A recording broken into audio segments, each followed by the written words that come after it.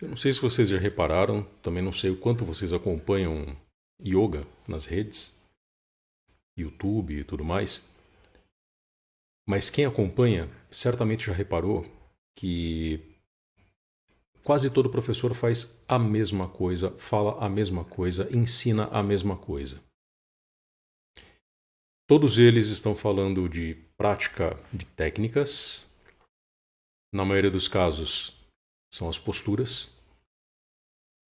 Estão falando de relaxamento, na maioria dos casos, relaxamento corporal, em alguns casos, o relaxamento mental. Estão falando de técnicas respiratórias, não chega a ser o pranayama, evidentemente. E estão falando de discurso motivacional, ou seja, abrir-se para uma energia maior, lidar com a ansiedade, com os medos, com os desejos, e acabou. Não passa disso. Isso abrange, eu diria, 99% dos professores. Exceções são muito raras. Talvez eu, modéstia à parte, alguns colegas meus, Naganate, que é o Nata que desenvolve um trabalho belíssimo aqui no Brasil,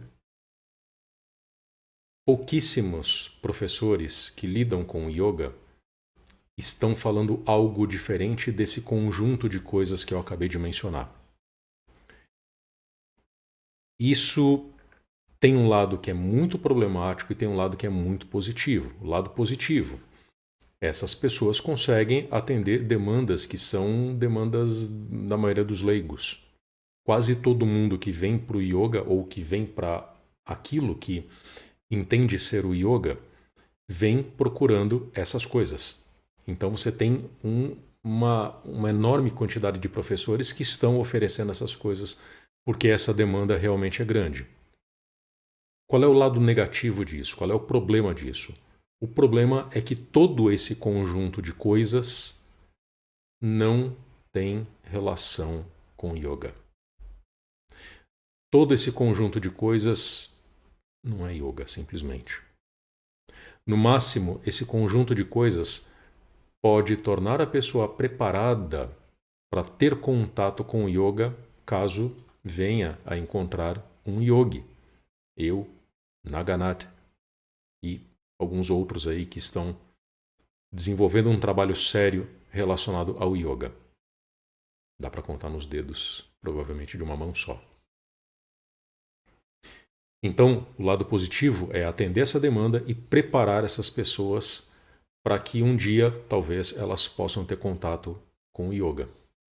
O lado negativo, como eu disse, é que nada disso é yoga, mas todas essas coisas são nomeadas como yoga. Existe um elemento nessa equação toda, nesse contexto todo, nessa conjuntura, que poderia resolver o lado negativo, que é a meditação.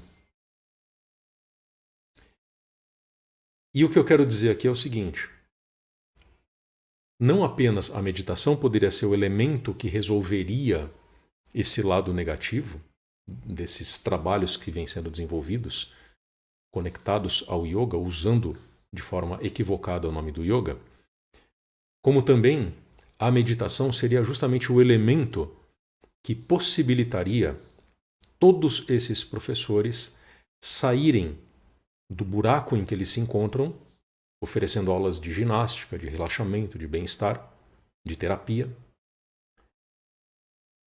e elevaria todos esses professores à condição de verdadeiros yogis. Em outras palavras, é a meditação a principal diferença entre um fazedor de pose, entre um professor de ginástica e um verdadeiro mestre de yoga. Essa é a diferença essencial entre esses dois personagens. Não é a quantidade de técnicas, não é o domínio das palavras para poder oferecer ensinamentos inspiradores, para conduzir satsangs iluminados. A diferença está no modo como essa pessoa, esse professor, conduz o yoga em sua própria vida. E se a meditação está presente ali como elemento forte, como elemento cotidiano, isso provavelmente vai elevar esse mero fazedor de poses, esse mero demonstrador de poses, à condição de um mestre elevado, realizado, iluminado. É a meditação a principal diferença entre essas pessoas. Quando eu digo isso, eu sei que muita gente pode pensar assim, poxa, mas o yoga não é também esse conjunto de técnicas, todas essas técnicas que são realizadas, asana, pranayama, vinyasa, por exemplo. Não. Tem vários vídeos meus em que eu explico isso. Primeiro, tem vídeo meu em que eu explico a diferença entre asana e postura. E eu explico, inclusive, que asana não é postura. O asana, ele usa a postura como um dos elementos principais para ser asana, mas não é o único elemento. E quando a prática é só de postura, não faz sentido falar de asana. Tem vídeo meu explicando por que Vinyasa não tem nenhuma relação com yoga. E tem um monte de vídeo meu também explicando a importância que a meditação tem dentro do yoga. Tem vídeo, inclusive, em que eu explico que yoga é a meditação é o yoga. O que nos leva a concluir, o que nos possibilita concluir, que não faz o menor sentido a gente pensar numa prática de yoga em que a meditação não é o elemento principal. Eu estou aqui me repetindo, porque esses vídeos já foram produzidos, publicados, estão disponíveis há muito tempo aqui no meu canal. Então, dá uma olhadinha nesses vídeos, alguns deles vão aparecer na descrição para vocês. Mas eu me surpreendo muito quando as pessoas questionam esse tipo de colocação que eu faço com aquela ideia de que, bom, mas é asana, não é? Mas tem que fazer as técnicas, não tem? Tem que fazer exercício respiratório, não tem? Tem que fazer relaxamento, tem que fazer vinyasa, tem que fazer yoga nidra. E a meditação nesse bazar todo é um complemento, é um bônus. Esse é o raciocínio da maioria das pessoas que têm relação com o yoga.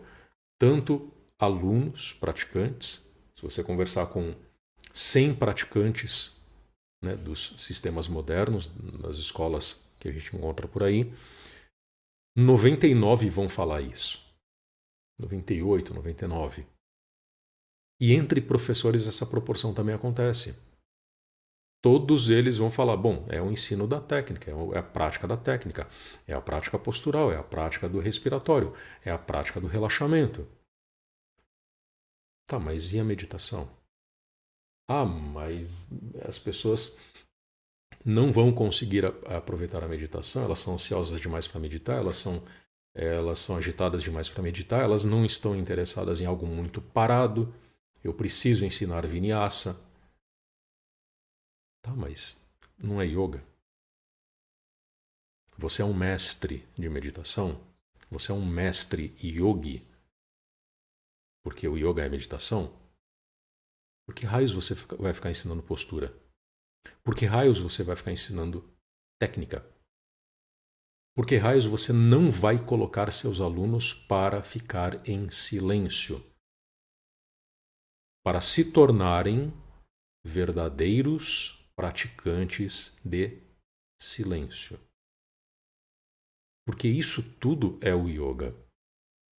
Em outras palavras, se a meditação não está ali presente, não é yoga. A sua aula não é de yoga. A prática de seus alunos não é prática de yoga. E você não é um yogi e nunca vai chegar a ser um yogi. traga a meditação para dentro da sua vida. O que é o mesmo que dizer, traga o yoga para dentro da sua vida.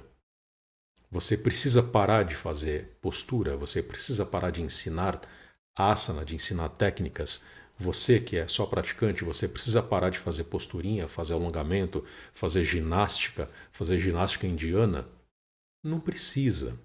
Você pode continuar todas essas coisas, mas se nós estamos falando de yoga, se você levantou da sua cadeira, saiu da sua casa para praticar yoga, então o que está no cerne dessa decisão, o que está no cerne da sua prática, o que está no cerne do seu modo de viver, precisa ser a meditação.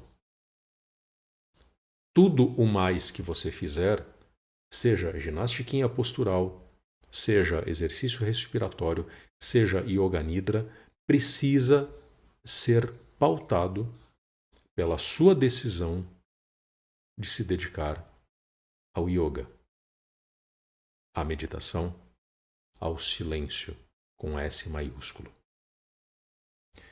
É uma questão de hierarquizar as coisas que você faz com o objetivo de crescer, de amadurecer, de se tornar alguém melhor, alguém que preste.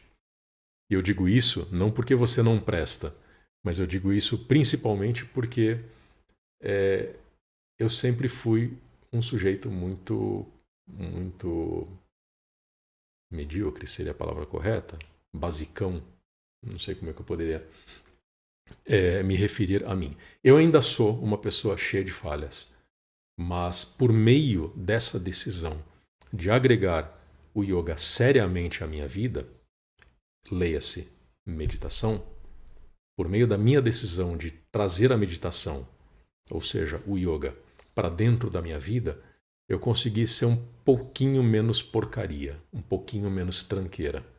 E eu tenho certeza que esse tipo de decisão realmente vai fazer diferença para cada um de vocês.